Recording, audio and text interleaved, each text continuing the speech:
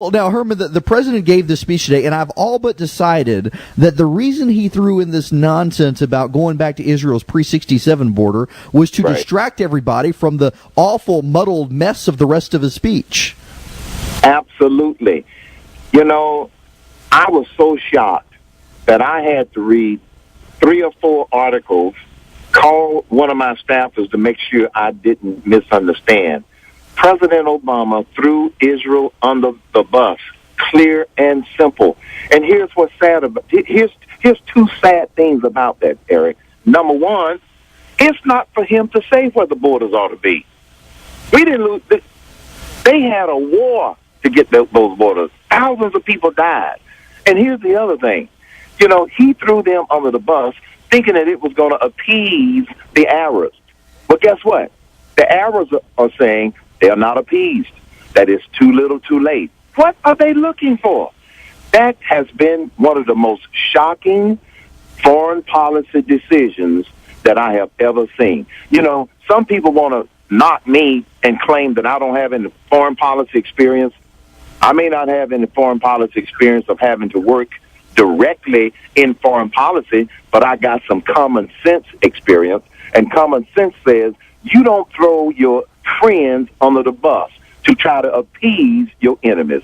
It makes no sense. Somebody put on Twitter earlier today that on Barack Obama's Facebook page, he had changed Israel from his friend to his frenemy, which is a pretty accurate description of it. Now, look, at the same time, he's basically, when we're in a budget crisis here and don't have 2 quarters to rub together, he's pledging billions of dollars to Egypt alone. Right. This president has no concept of money. He has no concept whatsoever. You know, sometimes, Eric, unfortunately, and I actually was hoping that he would be a pretty decent president, but he's been so disappointing in so many ways. He has no concept of money. You know, sometimes people ask me, do you think he's trying to bankrupt this nation on purpose? Well, I tell you what, if you look at his actions, you might want to get that idea. But you're absolutely right. It's as if he has been appointed king of the world and he can do no wrong. But a lot of people are starting to realize there's a lot of things that people don't agree with him about. It seems so bizarre the way they've started this out, and basically rude to our ally as well. That they would, I mean, but you got Israel knocking on our door tomorrow, and you got. It just seems weird to me that he would rude to me that he would give a speech like this on right before Israel shows up on our doorstep. I think that he believes that he is so good with words that he would be able to sweet talk Netanyahu into understanding where he's coming from. No, he will not. I have met Prime Minister Netanyahu. I met him a few months after 9/11/2001, and Prime Minister Netanyahu gave a speech that has resonated with me ever since. And he said that Americans have got to learn 2 things about terrorists. Number 1, terrorism is going to be here for a long, long, long time. And number 2, they want to kill all of us.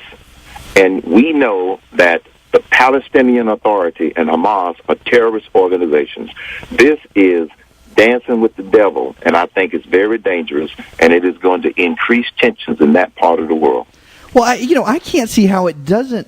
It won't increase tensions when you've got the President of the United States just coming out with a position. Herman, there's a great report out today. I'll send you a link to it that Dore Gold put out that traces American diplomatic language going all the way back to 1967, and even when George Bush basically came out for this position at the end of his administration, he still caveated it with allowing Israel to determine its own state of negotiations. Exactly, which is right. I mean, here again is the arrogance. It's not up to President Obama to decide what Israel should do.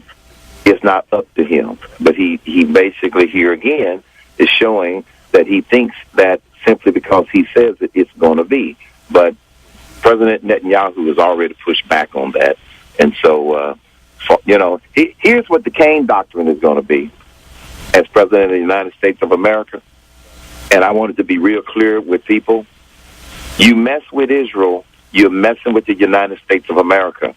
And if they don't understand the definition of mess, go ask somebody. That's how strongly I feel about what our relationship ought to be. Well, Herman, we only got to have about a minute left. I want to ask you just a real question, and I don't mean to throw you off guard by this, but is it possible, is it really possible to have peace in the Middle East? Today, I don't think so. I think at best that we could maintain the status quo. I really don't believe, based upon the actions that the Palestinians have shown over the years, to really have peace in the Middle East. My position is the United States will facilitate any talks if they get serious about talking and if both parties get serious about it. But the Palestinians and Hamas, they have shown for years that they're really not interested in having peace in the Middle East. So I honestly today can't say that I believe that could happen. My goodness, I honestly, I expected you to caveat around that. It's so nice to have somebody who's not going to give one of those diplomatic answers and just get straight to the point. Hey, Eric, two things I don't do well. I don't pander well, and I'm not real good at political correctness.